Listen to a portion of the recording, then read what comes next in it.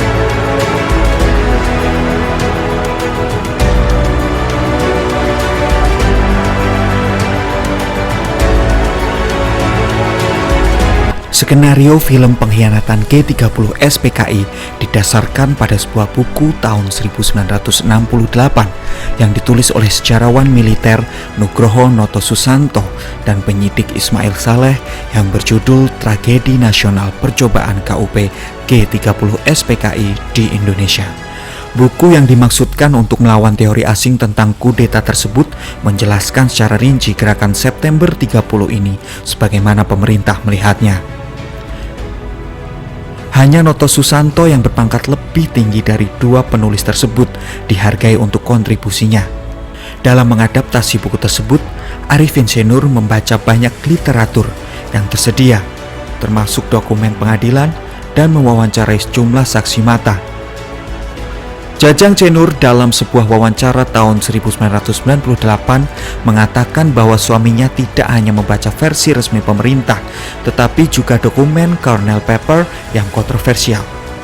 Selama syuting, kru menekankan realisme, memberikan perhatian besar terhadap detail, dan menggunakan rumah sebenarnya dari para jenderal yang diculik dalam peristiwa tersebut.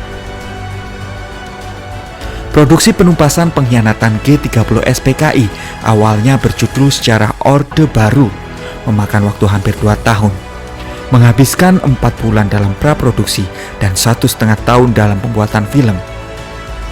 Biaya 800 juta rupiah yang tergolong fantastis di eranya mendapat pendanaan dari pemerintah kala itu. Sinematografi film ini ditangani oleh Hasan Basri dengan penataan musik oleh saudara Arifin MB Senur. Penyuntingan film dilakukan oleh Supandi. Bagian dari film, khususnya 10 menit akhir, menggunakan kembali rekaman arsip dan clipping koran kontemporer kala itu yang sehubungan peristiwa tersebut. Kisah apa lagi di balik pembuatan film bertema sejarah yang satu ini? Bersama kru film terkait yaitu Bapak A.R. Yatin, Keep History Alive akan mengulik di balik layar film Pengkhianatan G30 SPKI.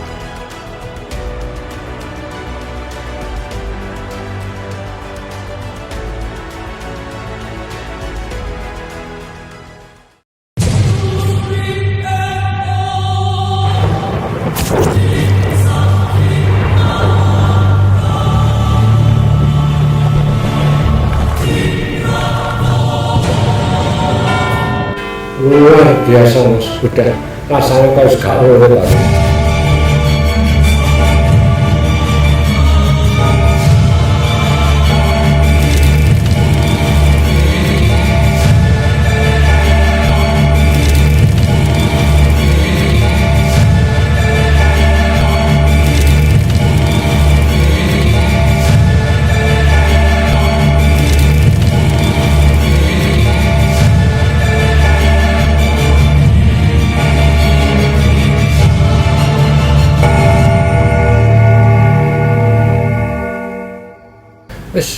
Saya mohon pada Yang Kuasa, jangan terulang kembali di Indonesia. Assalamualaikum. Halo guys, apa kabar? Semoga selalu sehat dan dalam lindungan Tuhan Yang Maha Esa. Jadi ada buku Jejak Sang Ajudan, sebuah biografi Pierre Temdean, buku yang saya tulis juga. Caranya kamu tinggal isikan di kolom komentar di video ini, video-video mana yang kamu favoritkan di channel Keep History Alive, berikut dengan alasannya. Dan kamu juga isikan scene favorit kamu di video ini berikut alasannya. Jadi ada 2 syarat. Kamu isikan yang sebanyak-banyaknya. Barangkali kamu yang beruntung ya. Tetap semangat, jaga protokol kesehatan, dan keep history alive.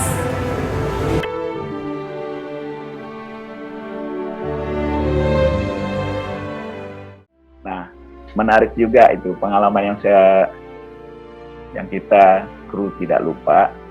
Tidak bisa lupa. Syuting di istana hari pertama itu lumayan bagus gitu.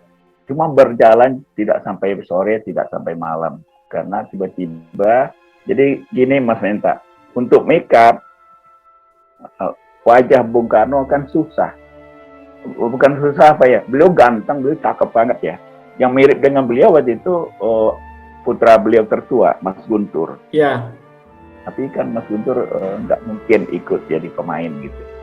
Nah kita dapatlah dengan kita manggilnya Mas waktu itu ya, Mas Umar Khayyam, Pak Umar Khayyam. Ya, postur tubuh bagus, mirip Bung Karno, kepala pokoknya semuanya cukup. Nah wajah ini. Nah caranya gimana? Ya bagi petugas makeup kita, Subarkah disekolahkan ke Jerman selama 3 bulan. 3 bulan atau 3 berapa hari ya? Cukup lama lah disekolahkan di sana untuk belajar makeup karakter. Iya. Selesai dari sana, bahan juga dari sana semua, dari Jerman semua. Nah, kita bikin dari foto, dari saran-saran dari Ibu Hartini, kita bikin patung. Nah, oh ini kurang nih, hidung Bapak begini kurang nih, alisnya begini. Kupingnya begini, dagu begini. Kan Ibu Hartini tuh betul-betul hafal wajahnya Bung Karno. Di mana kekurangannya dikoreksi. Terus kita bikin itu topengnya dari latex dan dipah. Ya, itu bahannya dari Jerman semua. Iya. Nah di sana kan iklimnya dingin. Waktu kita syuting di istana, kita pakaikan ke Umar Khayyam, Pak Umar Khayyam. Pakai lemnya, kan lengkap dengan lemnya. Habis itu udah pakai topengnya, karet latex itu tuh di make up sama Barkah. Ya Allah Mas, mirip banget Mas. Saya belum ketemu dengan almarhum Bung Karno, tapi kita bisa lihat dari film-film dokumenter, ya kan, dokumentasi dari di sejarah, di pusat-pusat sejarah, pusat-pusat sejarah, dari foto-foto, mirip banget Mas dengan Bung Karno. Banyak karyawan, pelayan istana, banyak yang nangis gitu. Kenapa Pak? Kenapa Bu? Bapak hidup lagi? Rasanya mirip Bapak banget katanya gitu. Dibantu oleh kostum dengan aktingnya Pak Umar Khayyam sendiri, ya kan, dengan make upnya. Cuman karena kita iklimnya di Indonesia panas, jadi nggak tahan Mas. Akhirnya kayak melepuh gitu Mas, kayak kembakar gitu, merah kulitnya. Iya. Panas. Dibuka, udah Pak Umar Khayyam ada seminggu kita nggak syuting adegan Bung Karno gitu, karena mengobati wajahnya Pak Umar Khayyam dulu. Itu seru itu. Cerita unik gitu ya Om ya. Oh banyak yang bagus banyak yang bagus yang saya kenang itu banyak sebetulnya ya. Kalau kita ngobrol nih Mas, Nggak cukup 24 jam, Mas. Betul dah. Nah, apalagi Masnya pengen, wah kalau gini apalagi nih Om Ar, ini apalagi akan saya jawab sepengetahuan saya, seingat saya. Maklum udah mau 40 tahun ya. Udah 38 tahun yang lalu selesai filmnya. Alhamdulillah filmnya masih ditayang ulang lagi, walaupun sempat diberhenti berapa tahun. Berhenti sempat lama, terus sekarang tayang lagi, dan sekarang kita tuh bukan cuma menikmati itu sebagai sebuah kajian sejarah, meskipun kontroversial juga ya Om ya, tapi lebih ke apa ya, sinematografi atau tolak ukur sebuah film sejarah itu memang ya kalau bisa seniat ini, sedetil ini gitu. Jadi kita menikmati itu juga enak gitu. Seperti itu Om. Dan saya sendiri Mas, saya sebagai kru aja ya, saya merasa bersyukur, merasa bersyukur banget ikut terlibat dalam produksi film ini gitu. Dan bangga juga karena apa ya, kayak orang disebut apa, fenomenal ya apa ya. Betul. Legend. Saya mengakui, dan saya juga mengakui ini filmnya bagus banget kalau saya bilang. Gitu. Kita kru-kru yang senior kayak Teh Yayan juga bilang, wah gila ya, ternyata begini hasil kerja kita ya gitu. Luar biasa gitu. Kita bangga dengan hasil kita. Nah, walaupun ada pandang-pandangan dari pihak luar, macam-macam lah zaman politis, segala kan kita nggak mikirin itu, Mas. Kita kan tim kerja, kita pekerja seni, ya kan, ditugaskan oleh Pak Dipo, oleh Pusat Produksi Film Negara, bikin film ini, gitu. Dengan komandan kita, Om Arifin, ya kita bikin. Kita nggak ikut masalah, oh begini politik apa sih? Enggak. Kita sebagai tukang lah, orang suruh bikin rumah, ya kita bikin rumah gitu. Dengan catatan kita bekerja di bidang seni. Itu harus serius, tidak main-main. Jangan dipengaruhi oleh siapapun. Begitu juga si Om Arifin selama syuting tidak dipengaruhi oleh siapa-siapa. Tidak bisa. Wah, Mas Arifin ini begini nih, dialognya begini. Enggak, itu kan udah riset. Udah beberapa ahli-ahlinya yang ikut riset, ya kan? Ya kalau saya banyak lupa sih namanya, kalau nggak salah Pak Noto apa gitu, kan banyak tuh sumber dari mana datanya, ya kayak kostum aja ya, saya memang bidang saya kostum, ya saya kostum aja fokus, walaupun saya masih bisa bantu-bantu dengan lain gitu. Jadi waktu adegan di rumahnya DI Penjahitan, ya kan, itu kerjasama betul tuh Mas. Apalagi waktu adegan Yayat Hasan sebagai Mbak Katrin Panjaitan, itu luar biasa itu.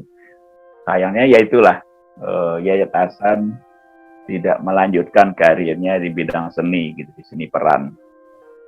Setelah film itu dia tidak ikut produksi lagi di film atau di sinetron lain gitu.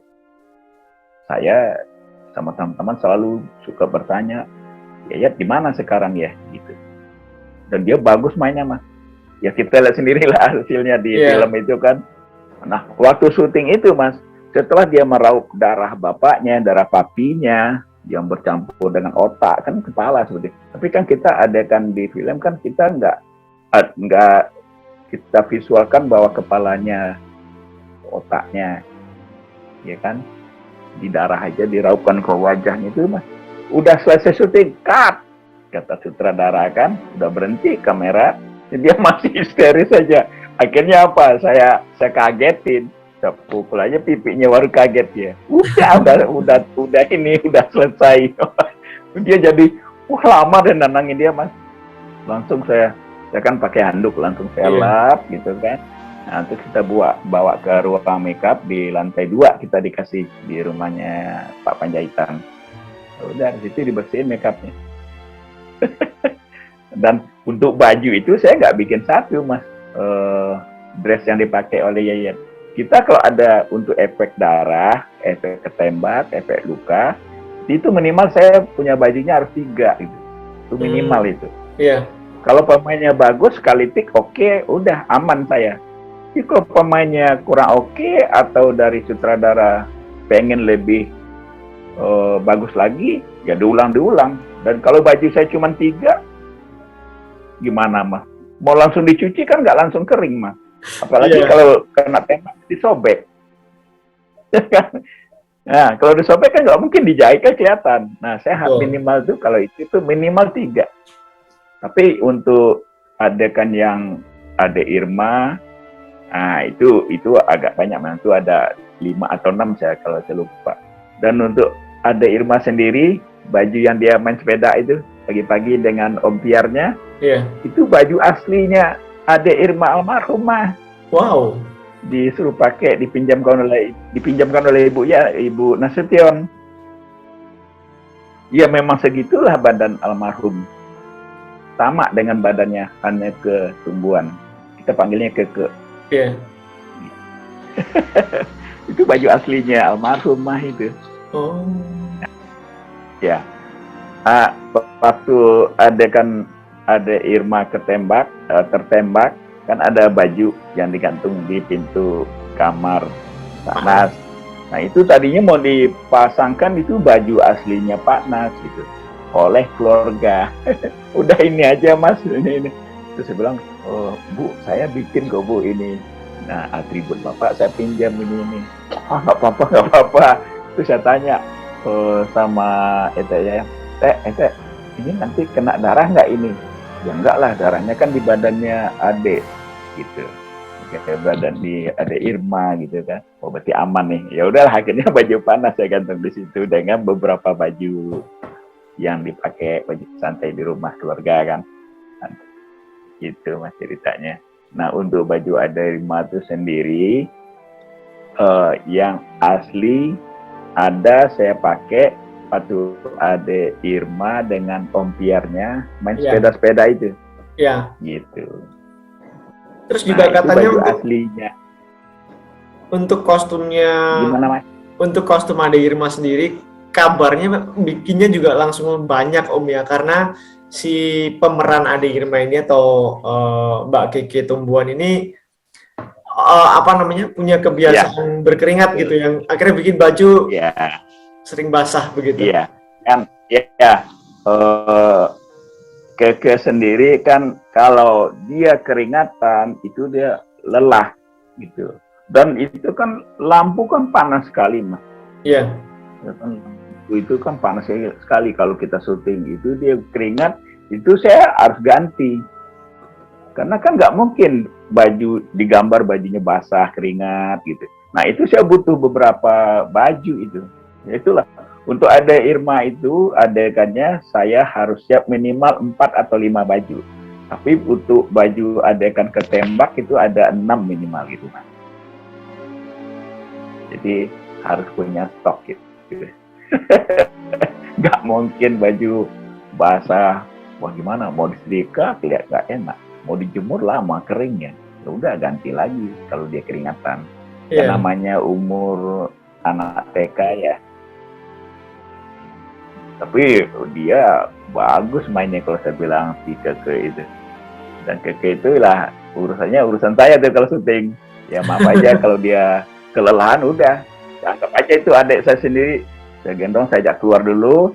Dibuka bajunya, dilap, pakai lagi baju, baru masuk set lagi gitu mas. Itu pengalaman. Terus apalagi ya mas ya? Iya, ada beberapa. Begitu juga adegan di. Iya, lanjut tuh. Ya, begitu juga adegan di ini di waktu Pak Yani ketembak itu saya juga punya piyamanya juga bukan 1-2 sel gitu. Itu kita bikin karena kita kan lengkap di bagian kostum kan. Saya sebagai penata busana, Mas Edi Dirode sebagai penata busana, Pak Asmat sebagai penjahit. Wah itu jago jahit. Itu pintar jahit dia. Terus Mas Susilo Wahono almarhum sebagai kostum atribut, Mas Udip sebagai pembantu kostum. Jadi kita ada 5 mas, gitu. Dan kerjanya, waduh, nggak kenal waktu itu. Kita berangkat pagi, pulang pagi, kayak gitu. Berangkat malam, pulangnya besok malam lagi. Dan kalau adegan Lubang Buaya nggak ada pulangnya. Ya saya tidur di rumah itu, di rumah perkampungan itu, di rumah penduduk yang kita sewa untuk jadi posko. Luar biasa. Pengalaman hebat dalam hidup saya. Iya. Pasti Dari yang sangat berkesan itu kan karena ini merupakan sebuah kejadian yang benar-benar faktual, kemudian durasinya juga panjang dan melibatkan banyak sekali orang, melibatkan banyak pihak karena yang diangkat di sini juga jumlah pahlawannya juga ada banyak, kemudian belum tokoh-tokoh yang juga berpengaruh di film itu juga harus dibuatkan sebuah figur, baik itu melalui aktor, baik itu melalui kostumnya juga, figuran-figurannya yang terkait dengan mungkin keluarga mereka itu harus benar-benar detail gitu kan Om ya. betul. Dan itu ya itulah ketelitiannya seorang sutradara Om Arifin Senour itu. Iya. Waduh, saya kagum, luar biasa gitu. Dan di bagian makeup pun juga begitu, harus rapi, harus detail. Dan kita semuanya kalau syuting itu standby semua mas, bagian makeup, bagian kostum, bagian properti, semuanya standby. Karena tiba-tiba sutradara, wah ini keringat, langsung sibuk tuh bagian makeup dengan tisunya kayak gitu. Bagian kostum, misalnya bajunya putih, kalau dipakai makeup kan bedaknya tebal mas. Iya. Supaya misalnya kerah bajunya tidak kena bedak, ya saya lapis pakai handuk.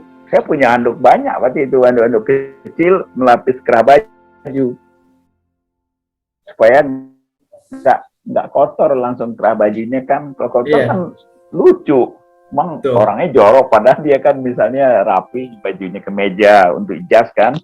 Aku supaya nggak kena bedak, saya lapis pakai handuk kecil gitu. Itu yang ngajarin semuanya Om Arifin Senour, Om. Karena memang waktu itu kan saya itu film pertama saya. Iya. Jadi beliau banyak, wah ilmunya luar biasa gitu. Dan itu bermanfaat buat saya selanjutnya sampai musim sinetron, ya kan, film layar lebar di luar, sampai saya bergabung di salah satu stasiun televisi gitu. Nah itu hasil ilmu dari Om Arifin semua. Saya tidak kuliah, tidak kemana-mana, saya tidak ikut di perguruan tinggi, di akademi, enggak. Jadi ilmu yang saya dapat semuanya dari Om Arifin. Dan saya bersyukur banget. Karena, saya juga mengagumi sih. Akhirnya saya, syukuran rambut saya juga, ini kan udah panjang ini. Biasanya kan juga 0 juga ukuran rambutnya gitu. Beliau kan pulang dari Mekah, beliau gitu kan. Kalau dari durasi pembuatan film yang sepanjang hitungan tahun seperti itu, kira-kira adegan yang paling lama dan paling berkesan buat Om Ar itu yang mana Om? Di film itu? Yang paling lama proses pengambilan gambarnya, mungkin di rumah jenderal siapa begitu, atau mungkin setting mana? Ini di luar yang Lubang Buaya kan tadi emang udah jelas bahwa ambil gambarnya sampai 3 bulan gitu. Itu. Yang lain itu selain itu mana yang paling berkesan gitu? Betul. Ya memang Lubang Buaya emang kita lama di sana ya. Dari pohon karet itu berdaun hijau sampai gugur sampai daun baru lagi kan sampai itu. Ada musim daunnya. Pohon karet itu. Betul. Saking lamanya syuting di sana, makanya ada 3 bulanan lebih kita di hutan karet nih tidurnya. Nah, untuk di rumah-rumah pahlawan revolusi, rata-rata kita memang cukup lama waktunya ya Mas. Karena kita harus detail kan.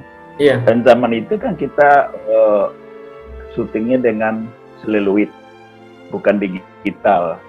Jadi berkali-kali gitu. Unik Mas kalau kayak gitu. Bagian kamera tuh asik deh. Kalau udah ganti film, roll film itu seru tuh. Jadi film negatifnya ya kan dimasukin ke kantong hitam, dia rogoh, dia pakai kayak lengan gitu, dia nggak boleh kena cahaya kan.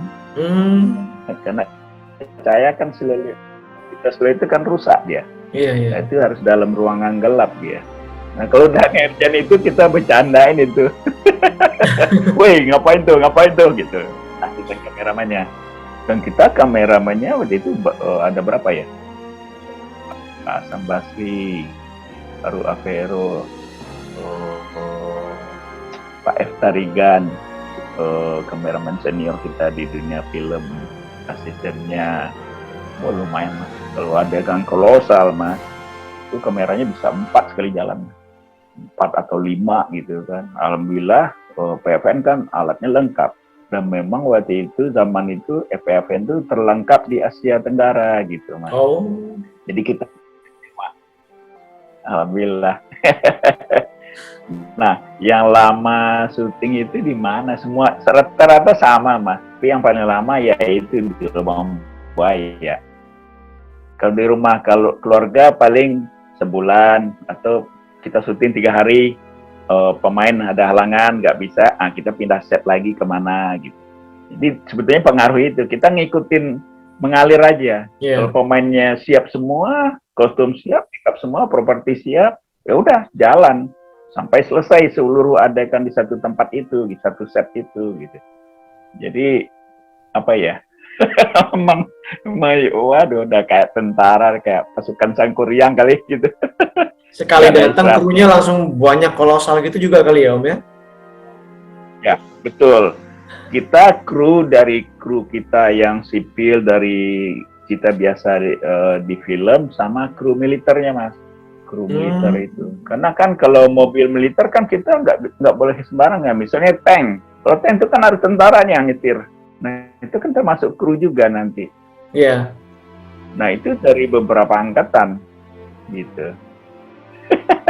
Waduh nih, betul, saya pengalaman yang paling hebat di dalam hidup saya ya inilah produksi film SOB, Sejarah Orde Baru, dengan judul tayangnya Penumpasan Pengkhianatan G30 SPKI yang diproduksi. Tapi memang, Negara. apakah memang film ini memang direncanakan dengan rentan waktu atau proses pembuatan yang panjang, atau memang proses itu jadi berjalan panjang karena mengalir dengan sendirinya, mungkin karena ada membutuhkan proses riset dan lain sebagainya, atau seperti apa Om? Iya, bukan direncanakan panjang. Kita kan pasti kalau bekerja kan pengen cepat selesai, hasil maksimal. Iya. Ya kan? Nah, ini memang film sejarah, bukan film cerita. Kalau film cerita mungkin sebulan, 2 bulan, 3 bulan udah selesai dengan biaya sekian. Zaman itu aja biaya untuk film cerita 100 juta rupiah aja itu udah oke banget tuh film besar itu untuk layar lebar. Nah, ini film ini hampir 1 miliar. Gitu, Mas. Jadi kenapa waktunya makin panjang? Ya karena ini kita harus detail. Namanya seorang Arifin Senior tuh detail sekali kalau membuat karya itu gitu. Dan harus ada alasan kenapa begini, kenapa begitu. Nah, beliau teliti. Misalnya saya pakein baju untuk figuran aja Mas, ada kan masal gitu ya. Misalnya saya pakein sarung untuk merayat, saya pakein di adegan antri beras, antri minyak. Nah, terus tiba-tiba di adegan tempat lain saya pakein lagi. Om Arifin ingat, gile ente, kenapa Om? Ini sarung ini udah dipakai di sana kan, adegan antri minyak sama antri beras. Memang iya, coba. Nah, begitu telitinya. Begitu juga mungkin ikan pinggang, ya kan? Ini udah pernah dipakai si A oleh pemain ini dulu. Kenapa dipakai juga enggak? Lu nggak boleh gitu dong, gitu. Di Om Arifin itu selalu gitu. Rapi banget Mas.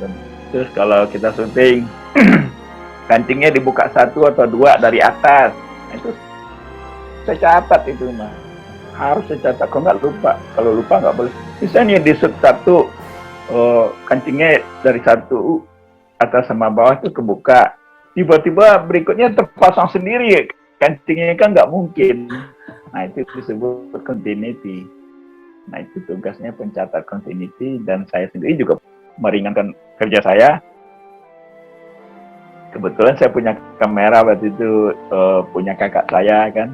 Ya udah, saya foto-foto aja. Untuk masal gitu, saya foto-foto aja. Karena kalau dicatat satu demi satu itu nggak keburu, Mas. Karena kan itu berjalan terus. Nah, cuman tokoh-tokoh tertentu itu harus saya catat, nggak bisa difoto aja. Jadi memang harus rapi. Iya.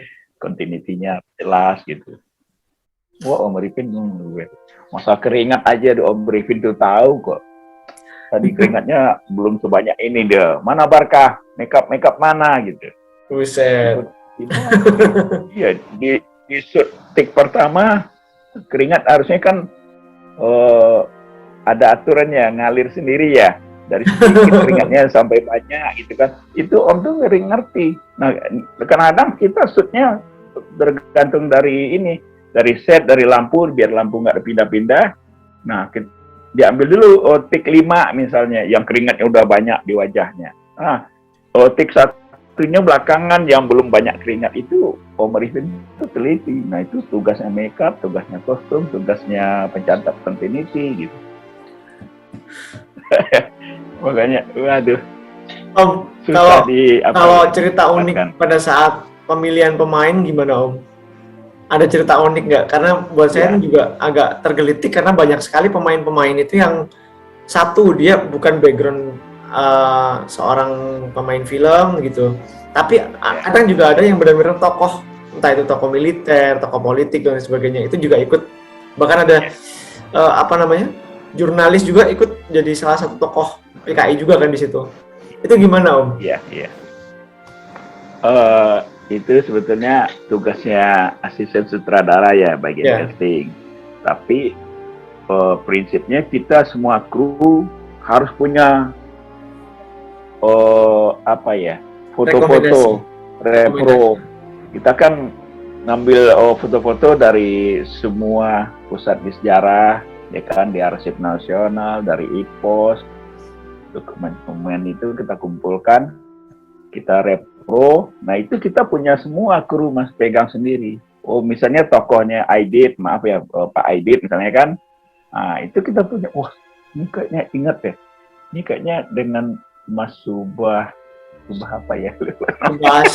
Subasa. Nanti di Subasa. Yeah. Ini orang jurnalis nih. Oh iya, ini kan. Nah, itu beliau temannya Om Arifin, jadi ingat kan, jadi mirip ya, gitu. Oh, siapa lagi ini?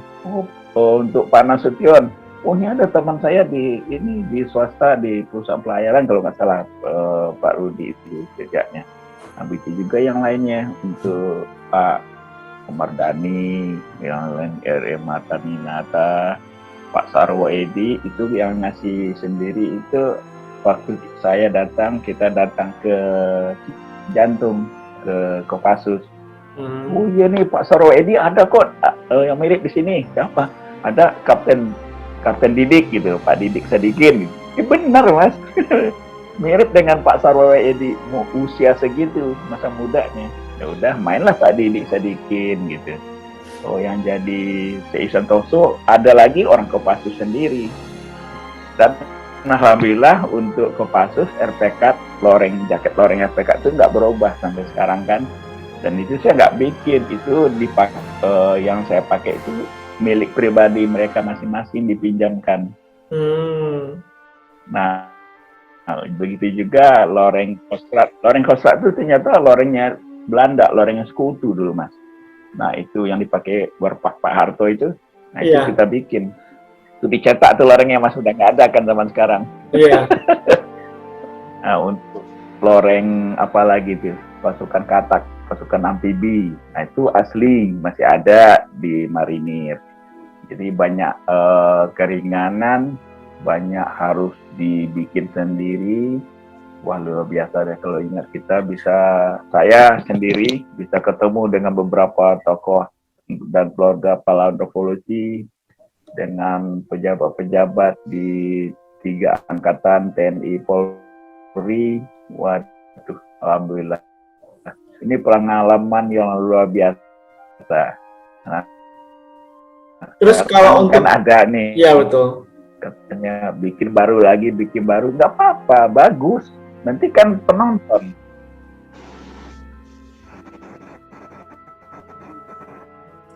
Gimana Mas? Enggak, untuk pemilihan pemain. Untuk pemilihan pemain. Nah, begitu juga Mas untuk kendaraan Mas. Seperti kendaraan tuh Mas. Wah, itu kita survei kemana-mana itu. Oh, pemain dia tadi ya. Semua sanggar-sanggar, semua kalau di sekarang disebutnya agensi ya. Dulu bukan sanggar namanya. Iya. Nah, terus ya kita edar. Nah, itu nanti yang macam itu tugasnya asisten sutradara, diputuskan oleh sutradara, ya udah ini aja. Oh ya bapak ini aja, ini ibunya aja ya.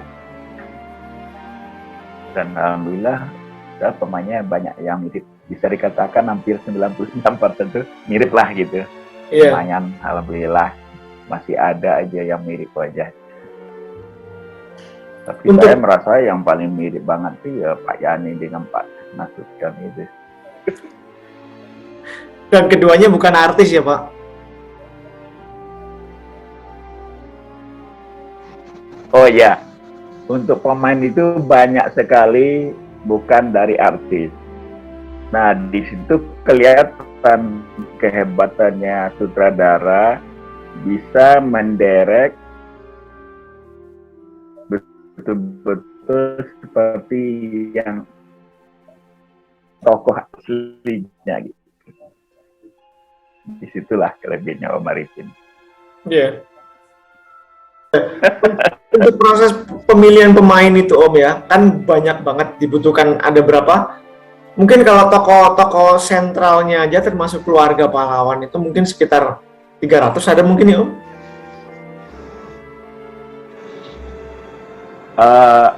Enggak sih, ya kan keluarga itu kan yang jelas 7 keluarga kan. Iya, 7 keluarga termasuk tokoh-tokoh maksudnya? Sampai Mas. Tapi kalau tokoh-tokoh yang lain, nah untuk keluarga kita memang benar, terus kita edarkan fotonya sambil kita ngobrol di saat kita nggak syuting, di saat persiapan. Lu tahu ini ada mirip ini, ada pemain lu nggak, ada anggota sanggar lu yang kayak gini nggak, ada anggota teater nggak yang mirip wajah gini gitu. Jadi kita memang harus beredar kayak bergerilya aja. Iya. Ya akhirnya didapat ya seperti itu, banyak yang mirip gitu Mas. Nah untuk apa ya, untuk pemain tambahan atau disebut pemain figuran, memang kita kalau untuk militer kita memang dari angkatan sendiri gitu. Jadi kalau untuk adegan di Lubang Buaya, Supan itu tuh dari sanggar-sanggar gitu. Karena zaman itu ada sanggar dua sanggar yang besar di Jakarta, dan mereka siap berapapun jumlah yang kita butuhkan untuk syuting, dia siap. Nah itulah kehebatan sanggar-sanggar zaman itu gitu. Dan itu adanya di Pramuka sama di Manggarai. 2 itu tuh besar Mas. Nggak tahu udah sampai sekarang tuh masih ada apa enggak, tapi saya dengar-dengar enggak, karena sekarang kan zamannya agensi, dia ratusan Mas. Kita butuh 1000 ya datangin 1000 gitu. Butuh 500 orang 500 gitu. Dan disitulah saya kalau udah ukuran adegan figuran banyak, nah saya nih jungkir balik sampai telat makan gitu, karena harus ngecek kan. Mereka kan diseleksi, di casting. Iya. Itu proses casting. Saya kan nggak mau, nggak mungkin saya siapkan semua. Iya. Untuk proses casting itu semua kostum rakyat misalnya kan. Iya. Untuk proses casting yang untuk proses casting. Iya, proses casting yang sebegitu banyak itu langsung dilakukan dalam satu waktu atau bertahap Om?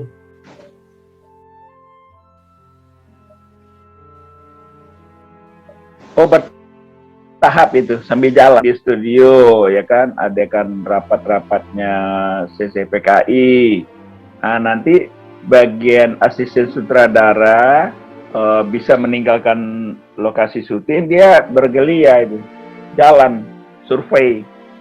Siapa lagi yang mirip ini? Wah, ini belum dapat nih Mas Arifin. Wah, jangan begitu, kita harus, kapan nih kita masuk adegan ini? Pemainnya udah siap semua belum gitu, udah dapat semua. Belum nih Om, belum nih Mas, ini masih kurang nih. Ya cari, itu tugasnya asisten sutradara bagian casting gitu. Gitu Mas.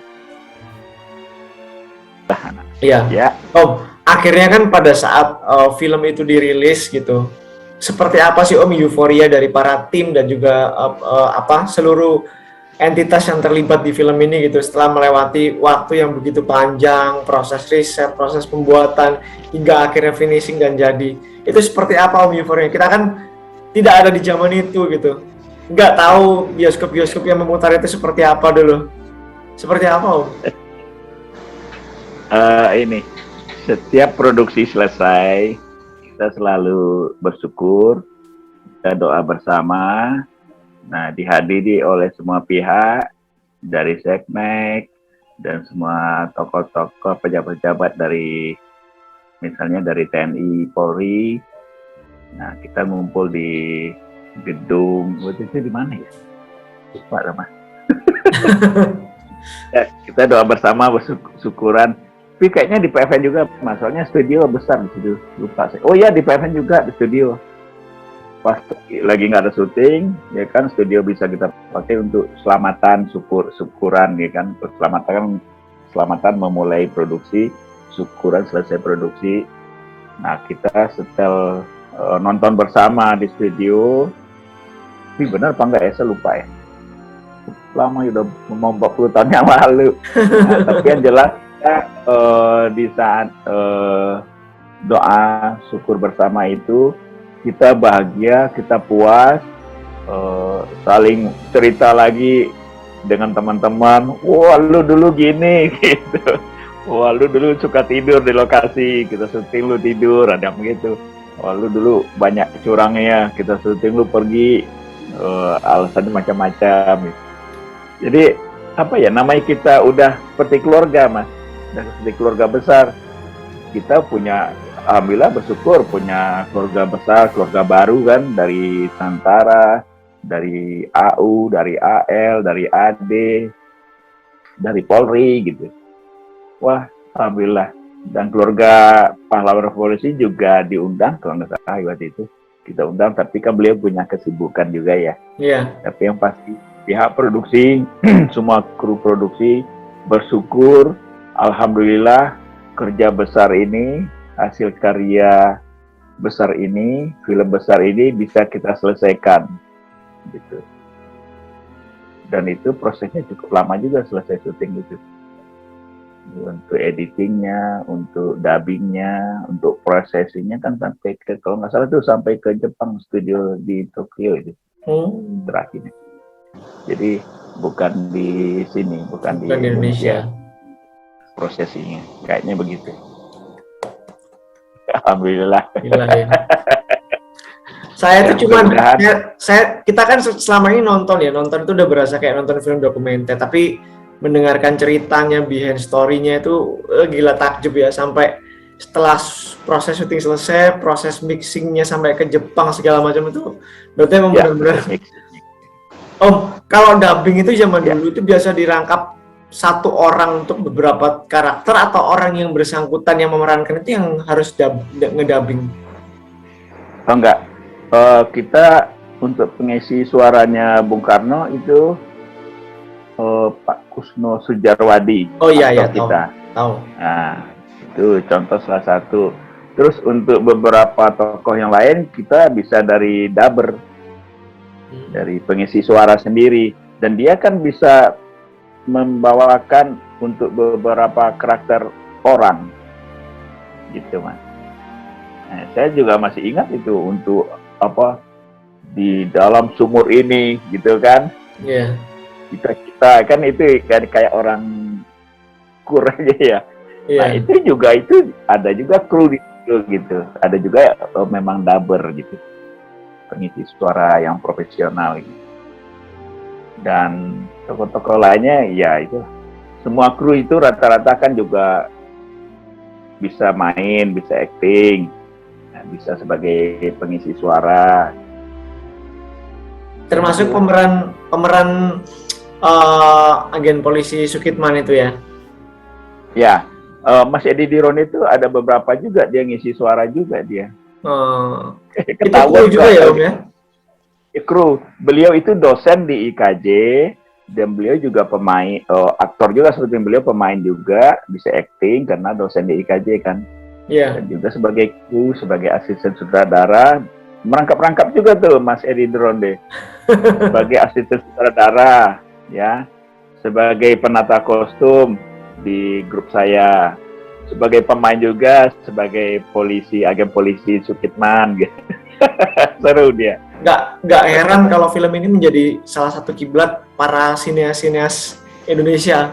Pasti film ini nomor 1 udah. Tiap kali saya baca list daftar film favorit gitu, film favorit yang difavoritkan dari Indonesia pasti nomor 1 adalah Pengkhianatan G30 SPKI. Mereka lepas dari kontroversi atau muatan-muatan politis yang ada menjadi kontroversi, tapi memang secara sinematografi luar biasa sih kalau saya bilang. Ya, memang kan ada juga, oh ini propaganda ini. Ya, tapi memang propaganda, kita juga gak menolak. Iya. Kan generasi muda, generasi berikutnya kan memang harus tahu sejarah bangsanya. Betul. Di tahun 65 itu apa yang terjadi. Iya. Nah, itu yang kita visualkan ke dalam sebuah film layar lebar. Nah, itu ada, alhamdulillah juga zaman itu ada wajib tonton untuk anak sekolah, ya kan? Iya. Nah, terus dengan berubahnya zaman kepemimpinan, vakum sekian tahun. Nah, berubah lagi pemimpinnya, udah aktif lagi, tayang lagi gitu. Iya. Karena alhamdulillah Mas, saya sebagai kru dengan teman-teman ya merasa bersyukur aja. Iya. Hasil karya kita dinikmati oleh semua masyarakat Indonesia. Dan ingat, saya masih ingat Om Arifin itu, kerja itu adalah ibadah. Nah, kita sebagai pekerja seni, bekerja di bidang film, kita bikin film, itu ditonton orang jadi terhibur, itu ibadah. Iya. Ini berharapnya film ini juga bisa direstorasi ya Om ya. Sayang aja kalau nggak direstorasi. Iya. Iya. Ya kita semua kru yang masih ada saat ini juga mengikuti. Kita setuju kalau pemerintah mau bikin baru lagi dari sisi seperti apa, dari mana, kita setuju Mas. Kan kalau sejarah itu kan harus banyak penulis, bukan satu orang. Betul. Ya kan? Mas Menta menulis sejarah tentang sang ajudan itu dari pandangan Mas Menta. Yeah. Oh mungkin saya bisa nulis juga, saya tulis lagi tentang ajudan, pandangnya dari sisi lain lagi gitu. Yeah. Nah, tapi juga dengan film boleh. Saya setuju kalau sutradara-sutradara muda yang sekarang, pekerja-pekerja film sekarang bikin lagi yang baru tentang film Pengkhianatan G30 SPKI itu bagus, dan itu kan untuk sejarah ya kan, supaya generasi berikutnya paham betul, oh ternyata begini, oh ternyata begitu gitu. Jadi saya setuju. Iya. Ya, tapi saya tetap memuji hasil karya Om Arifin ini adalah film yang hebat gitu. Iya. Baik Om, Gitu. terima kasih ya. Selamat malam. Saya terima kasih udah dipersilakan untuk tanya-tanya banyak dan mewawancara seputar film Pengkhianatan G30 SPKI. Next kita akan agendakan lagi mungkin untuk ngobrol-ngobrol tentang film ini juga lagi, mungkin masih cuma dengan perspektif yang berbeda. Semoga sehat selalu.